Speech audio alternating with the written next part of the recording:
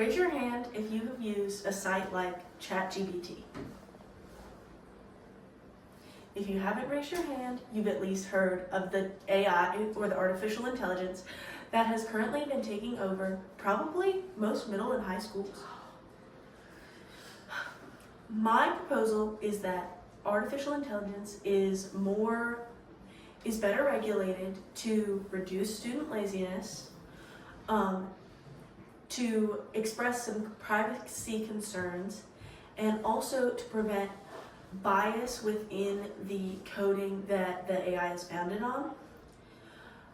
Firstly, students have been using generative AI like ChatGPT to do assignments for them or to do tests or find answers to questions.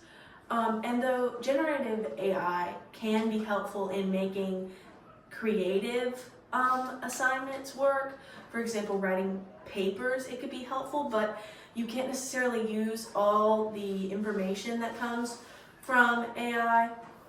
And you also, especially as a victim of AI, I noticed that if you tell ChatGPT to go to a link and find information, it will not in fact quote the information correctly from the source. It will make something up, which is why it's generative. It's creating something else. And by creating something else, ChatGPT and sites like that also make other things that jobs also create. Things like images. For example, on the platform Instagram, there are lots of videos where they've typed into, it's called AI slop. And it's where creators have typed into an AI generator this animal, for example, kitten dancing to car beeping. And then, of course, it'll create a kitten video dancing to a car beeping. And things like that, generative AI like that, takes away jobs from those who their whole job is to create something.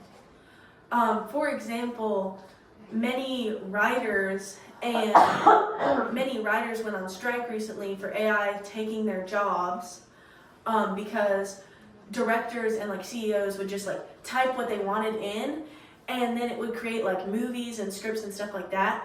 And of course, like they had to go back and like edit it, obviously, because AI isn't perfect. And because AI isn't perfect, so they had to go back and edit it all. And what they did there was eliminate thousands of writing jobs for people. And by using AI to create logos and cartoons and animations, you're taking away jobs from graphic designers and animators and artists. And so if we were to limit the US's usage of AI, we would be giving back thousands of jobs to writers and creatives like that. Because obviously the next William Shakespeare can't come about if we're just typing into ChatGPT, write me the next Romeo and Juliet. And so another big issue with AI that not a lot of people know about is that there's not any protections for privacy, or there's no one monitoring how much privacy or like how much data that the AI is building on a person.